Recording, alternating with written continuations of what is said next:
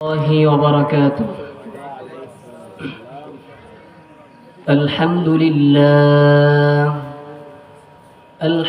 لله نحمده ونستعينه ونستغفره ونؤمن به ونتوكل عليه ونعوذ بالله من شرور أنفسنا ومن سيئات أعمالنا.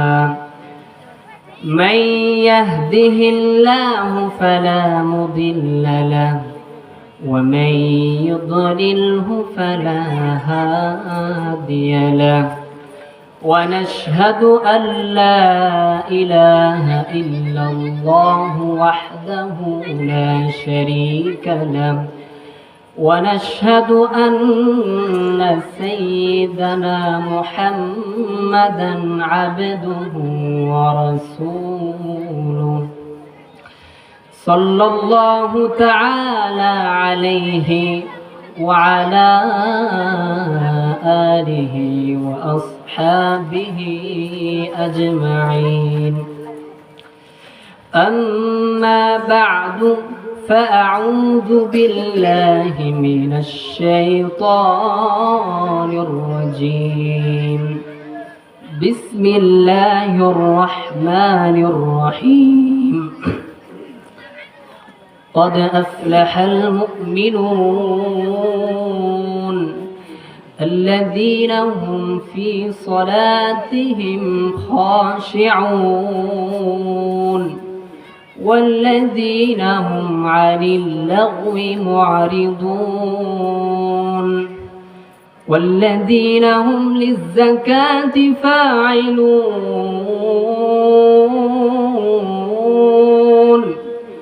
والذين هم لفروجهم حافظون إلا على أزواجهم أو ما ملكت أيمانهم فإنهم غير ملومين. فمن ابتغى وراء ذلك فأولئك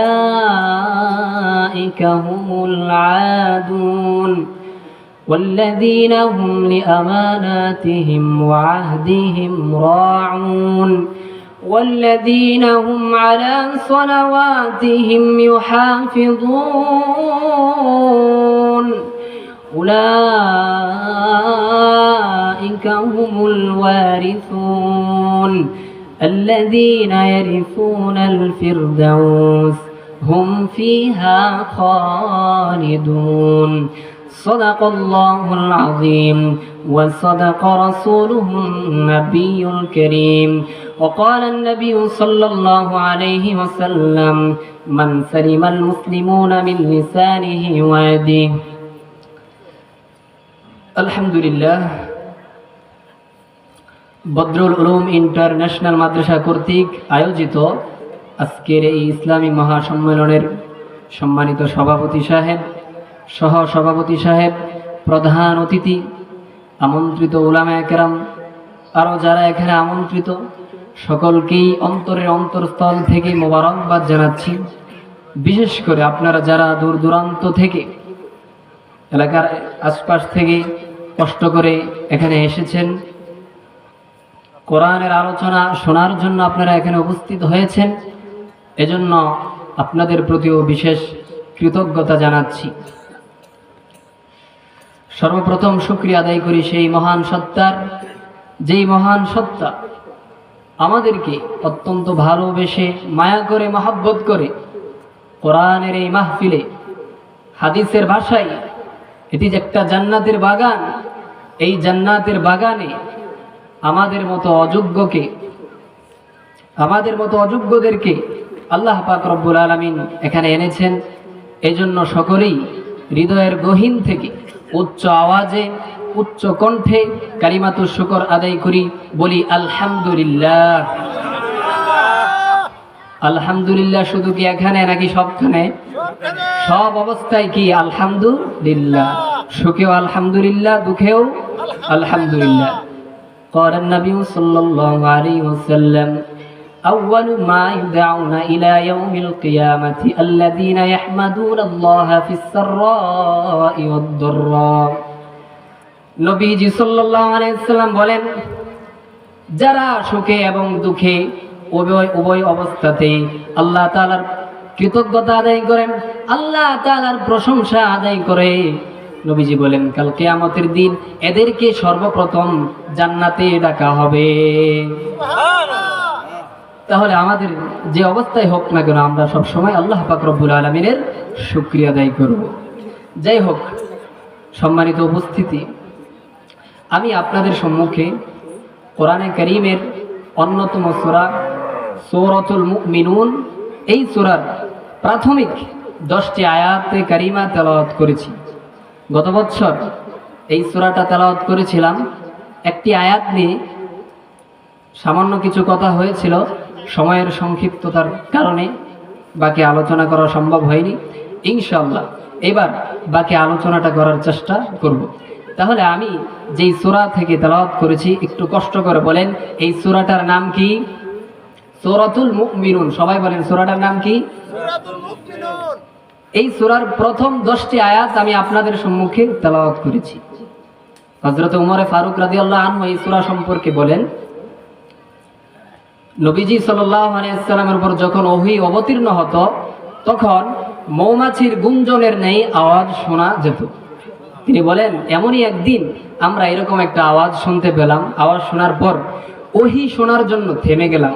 ওহীর বিশেষ এই অবস্থা শেষ হওয়ার পরে নবীজি সাল্লাল্লাহু আলাইহি ওয়াসাল্লাম কিবলামুখী হয়ে গেলেন, গিয়ে একটা দোয়া পড়লেন। দোয়াটা কি? আল্লাহুম্মা জিদনা ওয়ালা তানকুসনা।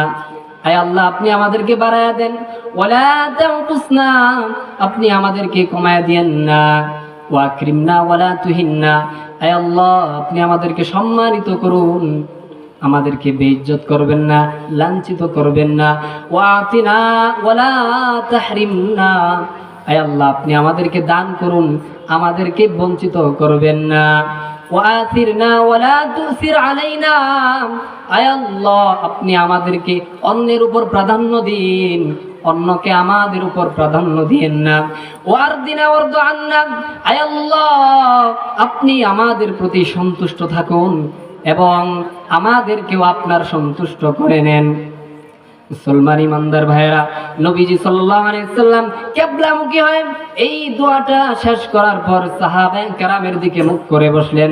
সাহাবায়ে কেরামের দিকে মুখ করে বসে সাহাবায়ে কেরামকে বলতেছেন, ও আমার সাহাবীরা, ওয়াকাদ আনজালাত আলাইয়া আশরু আয়াত, ও আমার সাহাবীরা, এই মাত্র আমার উপর 10টি আয়াত অবতীর্ণ হয়েছে।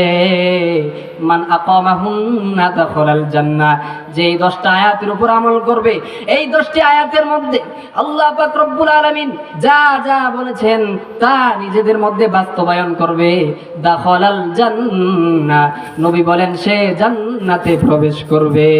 জোরে বলি সুবহানাল্লাহ। সুবহানাল্লাহ। মুসলমান ইমানদার, ইতিমধ্যে এই 10টি আয়াত আমি আপনাদের সম্মুখে তেলাওয়াত করেছি। 10টি আয়াতের প্রথম আয়াত আল্লাহ তাআলা কোরআনে কারীমে ডাক দিয়ে বলেন, ক্বাদ আফলাহাল মুমিনুন।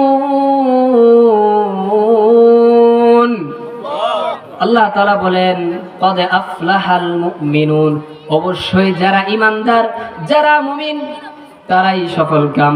মুমিন যারা সফল কাম তারা। সবাই বলেন সফল কাম কারা? মুমিন যারা।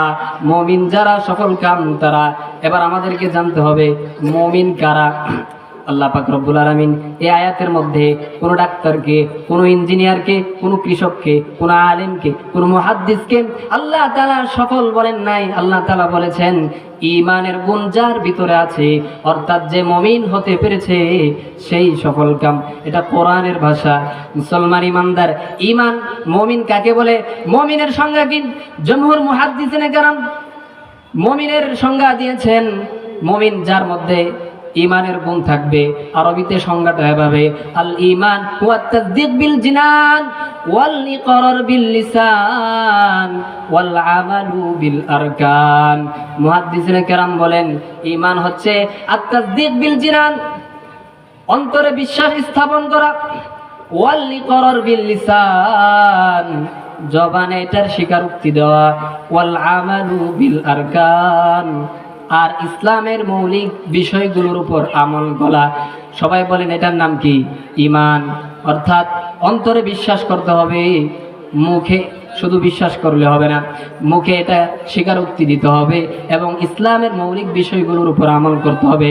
ইসলামী পরিভাষায় আপনারা সবাই এদিক সেদিক তাকাবেন না, আমার দিকে তাকান, আমার মনোযোগ নষ্ট হয়। ইসলামী পরিভাষায় রাসূলুল্লাহ সাল্লাল্লাহু আলাইহি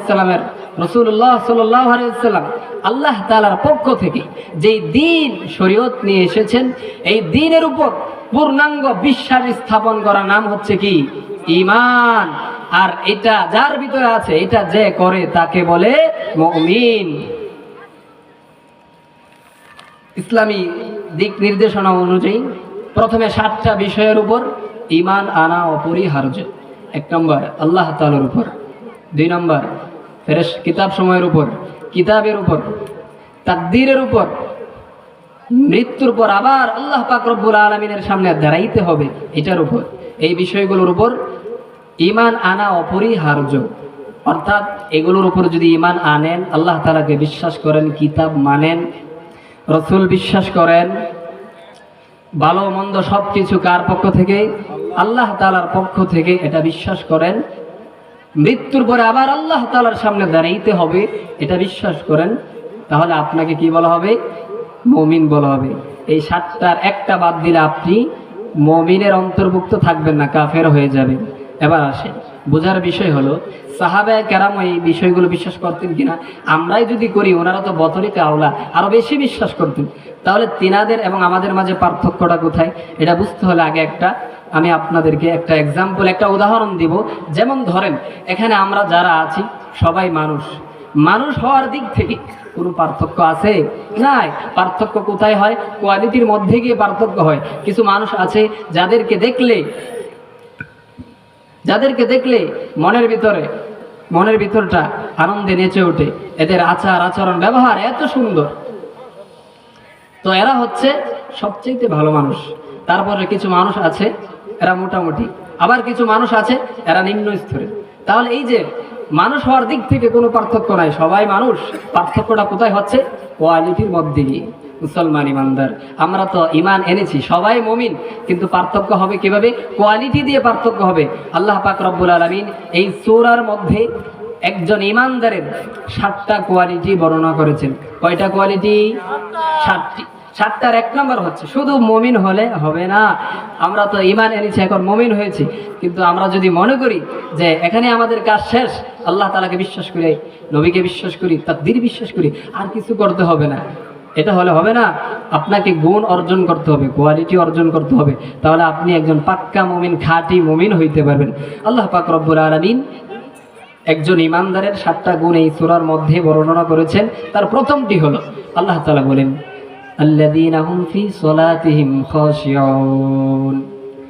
আল্লাহ তাআলা বলেন, আর যারা তাদের নামাজে বিনয়ী, অর্থাৎ তারা যখন নামাজ পড়ে বিনয়ের সাথে পড়ে, তারা যখন নামাজে দাঁড়ায়, আল্লাহ তাআলার সামনে বিনয়ীভাবে দাঁড়ায়, অত্যন্ত নম্রভাবে, ভদ্রভাবে, আল্লাহ পাক রব্বুল আলামিনের ভয় ভীতি অন্তরে নিয়ে আল্লাহ তাআলার সামনে দাঁড়ায়, নামাজে দাঁড়ায়। অর্থাৎ তারা শুধু নামাজ পড়ে এমন না, তাদের নামাজের ভিতর খুশু থাকে। খুশু শাব্দিক অর্থ হচ্ছে অবনত হওয়া, নত হওয়া, এটা হচ্ছে খুশুর শাব্দিক অর্থ। তাফসীরে কিতাবের মধ্যে খুশুর সংজ্ঞা দিয়েছেন।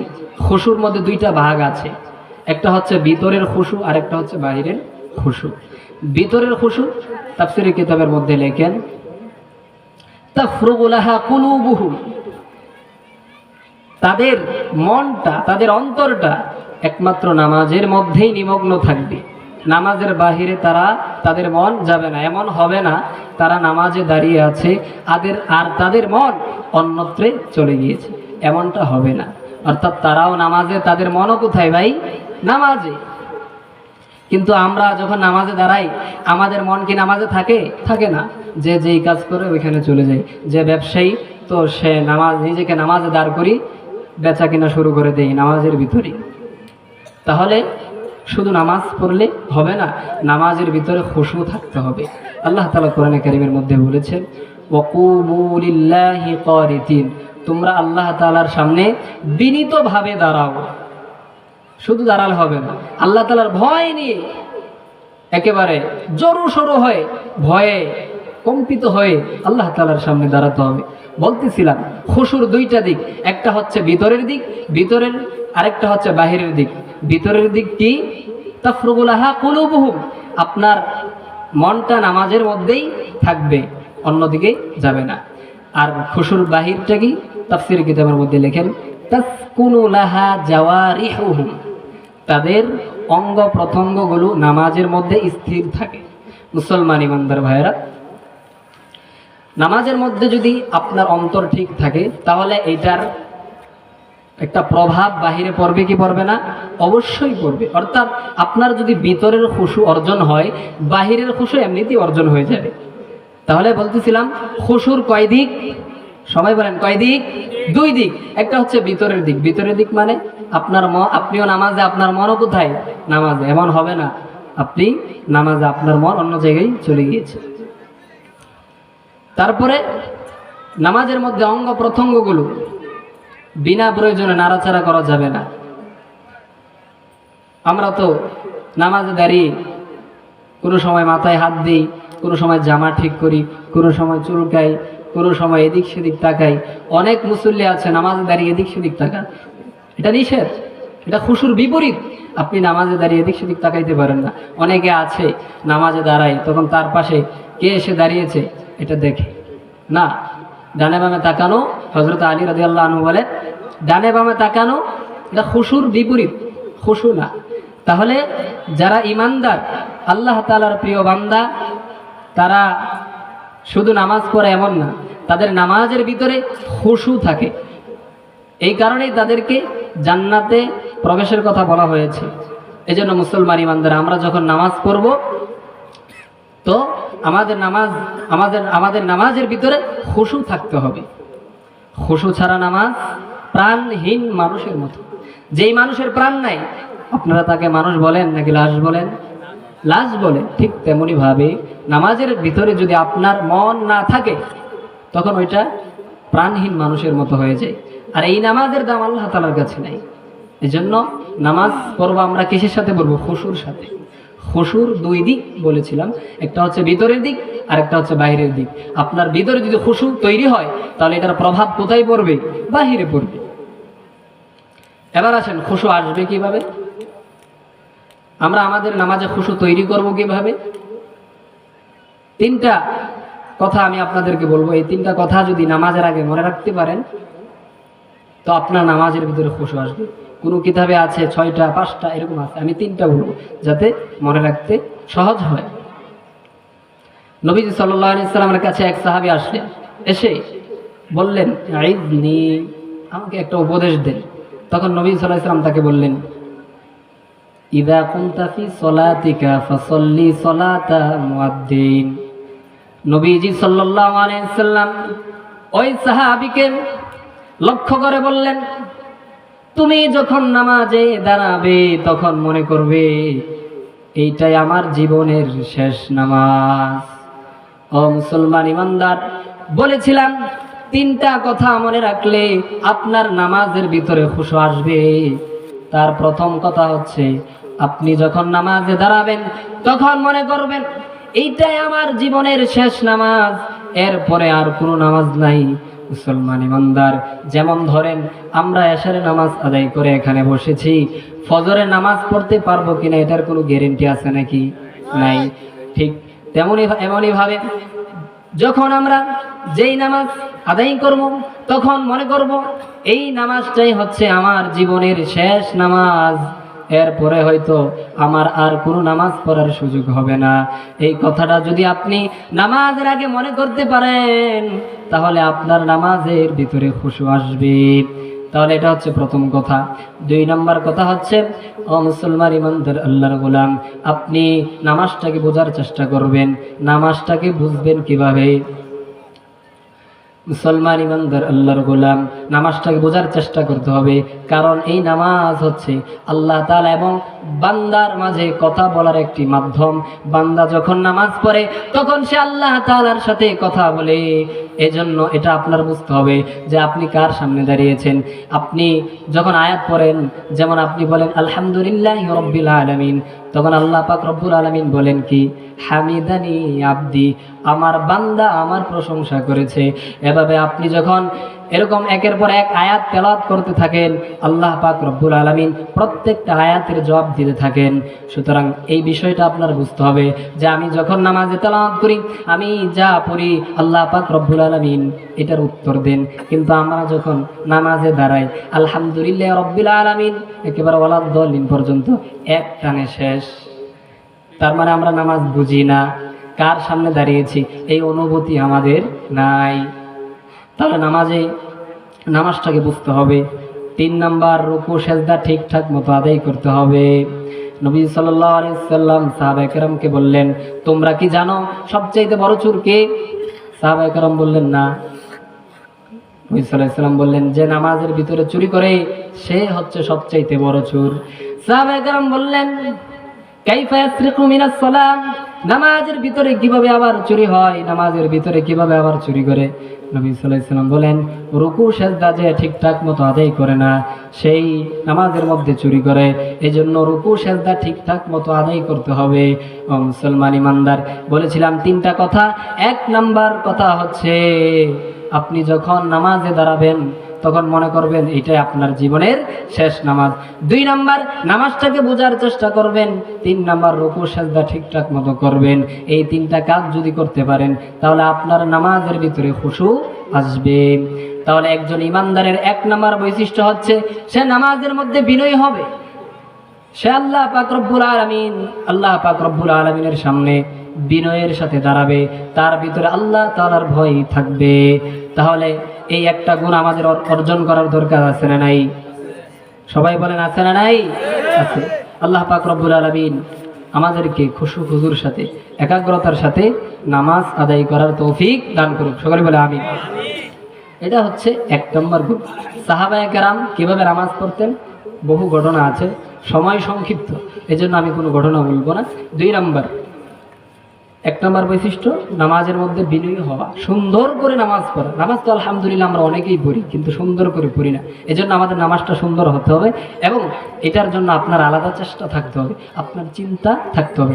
আমাদের নামাজগুলো হয়ে গেছে গতানুগতিক, সবাই মসজিদে যাচ্ছে, আমিও যাচ্ছি, এমনটা যেন না হয়। আপনি ভাববেন আপনি কোথায় যাচ্ছেন। আপনি যখন নামাজে দাঁড়াবেন তখন ভাববেন কার সামনে দাঁড়াচ্ছেন। এই বিষয়গুলো চিন্তা না করলে আপনি কখনো সুন্দর নামাজি হতে পারবেন না। যাই হোক, এটা ছিল 1 নম্বর বৈশিষ্ট্য। 2 নম্বর, আল্লাহ তাআলা বলেন, ওয়াল্লাযীনা হুম আনিল লাগwi মুআরিদুন, আর যারা অনর্থক কাজ থেকে বিরত থাকে। ও মুসলমান ইমানদার, জোরে বলুন, একজন ইমানদারের 2 নম্বর গুণ কি? সবাই বলেন 2 নম্বর গুণ কি? অনর্থক কাজ থেকে বেঁচে থাকা। অনর্থক কাজ, যেই কাজের মধ্যে না আছে দুনিয়াবি কোনো ফায়দা, না আছে আখিরাতের কোনো ফায়দা, এমন কাজ একজন ঈমানওয়ালা মুমিন করতে পারে না। এটা মুমিনের শানের খেলাফ। এখন আপনাদের কাছে প্রশ্ন, অনর্থক কাজের মধ্যে গান বাজনা, সারাদিন ফেসবুকে পড়ে থাকা, এগুলো মনে হয় নাই? আছে না? অবশ্যই আছে। এগুলো থেকে আমাদেরকে বেঁচে থাকতে হবে।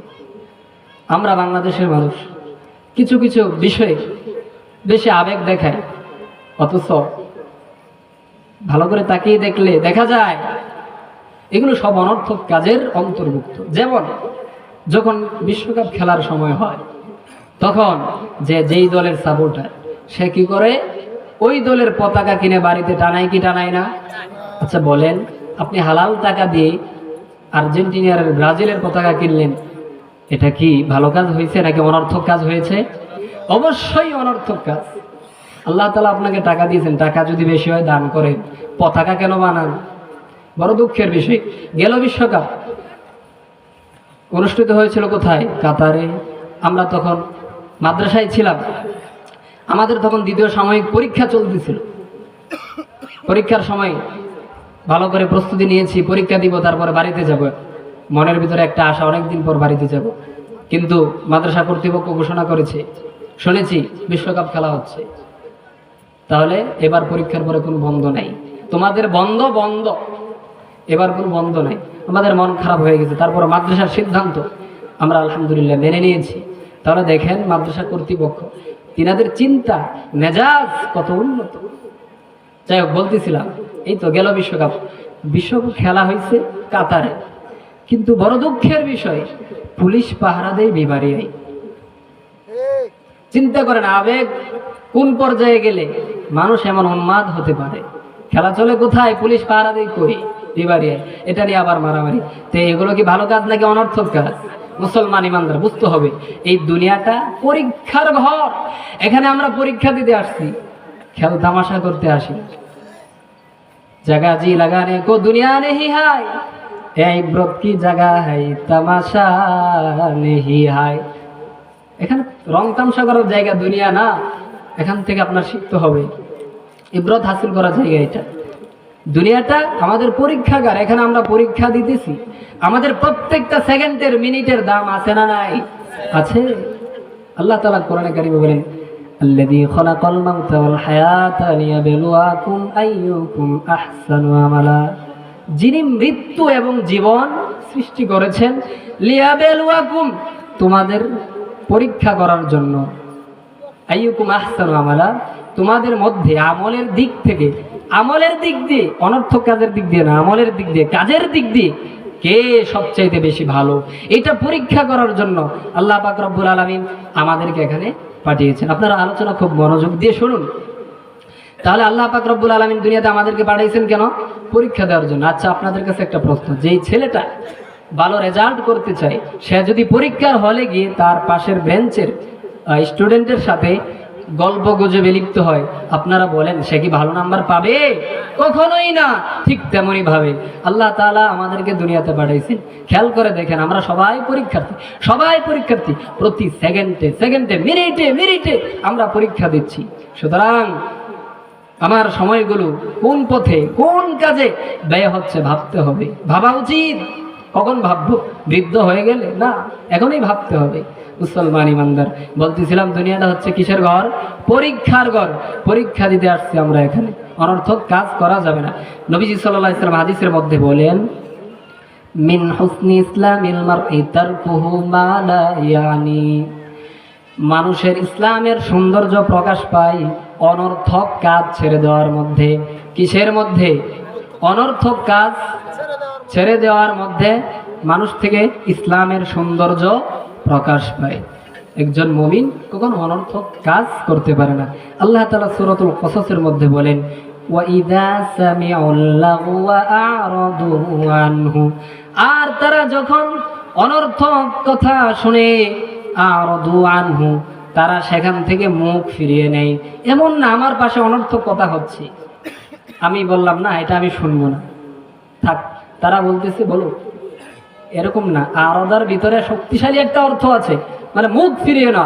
তারা অনর্থক কথা বলছে, আজে বাজে কথা বলছে, আমি শুধু শুনবো না এমন না, তাদের থেকে মুখ ফিরিয়ে নেব। এই আরাদার অর্থ হচ্ছে এটা। তারা অনর্থক কাজ তো শুনেই না, বরং কোথাও অনর্থক কাজ হতে দেখলে, কোথাও অনর্থক মজলিস হচ্ছে যেটার কোনো ফায়দা নাই, তারা সেখান থেকে মুখ ফিরিয়ে নেয়, ঘৃণা করে। তাহলে অনর্থক কাজ থেকে বেঁচে থাকার দরকার আছে না নাই? আল্লাহ পাক রব্বুল আলামিন আমাদেরকে অনর্থক কর্মকাণ্ড করার থেকে বেঁচে থাকার তৌফিক দান করুক, সকলেই বলে আমিন। তাহলে একজন ইমানদারের 2 নম্বর গুণ কি বলেন তো? অনর্থক কাজ থেকে। 1 নম্বরটা কি? নামাজের মধ্যে বিনয়ী হওয়া। 2 নম্বর অনর্থক কাজ থেকে বেঁচে থাকা। 2টা, এগুলো মুখস্থ করে নিয়ে যাবেন। 7টা মুখস্থ করতে কোনো ব্যাপার না, একটু মনোযোগ দিলেই পারবেন, কোনো অসুবিধা নেই। মুখস্থ করেন, আমল করেন, কাজে লাগবে। আমরা তো এখানে আমলের নিয়তেই বসছি। একজন ইমানদারের 3 নম্বর বৈশিষ্ট্য আল্লাহ তাআলা কোরআনে কারীমের মধ্যে বলেন, ওয়াল্লাযীনা হুম লিয-যাকাতি ফাইলুন। আর যারা যাকাত আদায়ে সক্রিয়, অর্থাৎ যারা যাকাত আদায় করে, একজন ইমানদারের, একজন মুমিনের 3 নম্বর বৈশিষ্ট্য হলো সে যাকাত আদায় করবে। এখানে যে যাকাত শব্দটা এসেছে এইটার ভিতরে এই যাকাতের 2টা অর্থ। যাকাত বলতে সাধারণত আমরা বুঝি মালের যাকাত আদায় করা, সম্পদের যাকাত আদায় করা, কিন্তু আরেকটা যাকাত আছে। যাকাত শব্দের অর্থ হচ্ছে পবিত্রতা বৃদ্ধি। যাকাত শব্দের আরেকটা অর্থ হচ্ছে তাজকিয়াতুন নফস, নিজের অন্তরটাকেও পবিত্র করা, নিজের অন্তরটাকেও পরিশুদ্ধ করা। মুফাসসিরিনে কেরাম এই আয়াতের 2টা ব্যাখ্যা করেছেন। কেউ বলেছেন এখানে যাকাত দ্বারা উদ্দেশ্য হচ্ছে সম্পদের যাকাত, আবার কেউ বলেছেন এখানে যাকাত দ্বারা হচ্ছে তাজকিয়াতুন নফস, অন্তরের পরিশুদ্ধতা। তাহলে আমরা যাকাতের অর্থ যদি নেই মালের যাকাত, সম্পদের যাকাত, তখন এটার অর্থ হবে যারা নিয়মিত যাকাত আদায় করে, যারা যাকাত আদায়ে সক্রিয়। এই অর্থ যদি নেই তাহলে এবার আসেন, একজন ইমানদারের 3 নম্বর বৈশিষ্ট্য হবে তারা যাকাত আদায় করবে।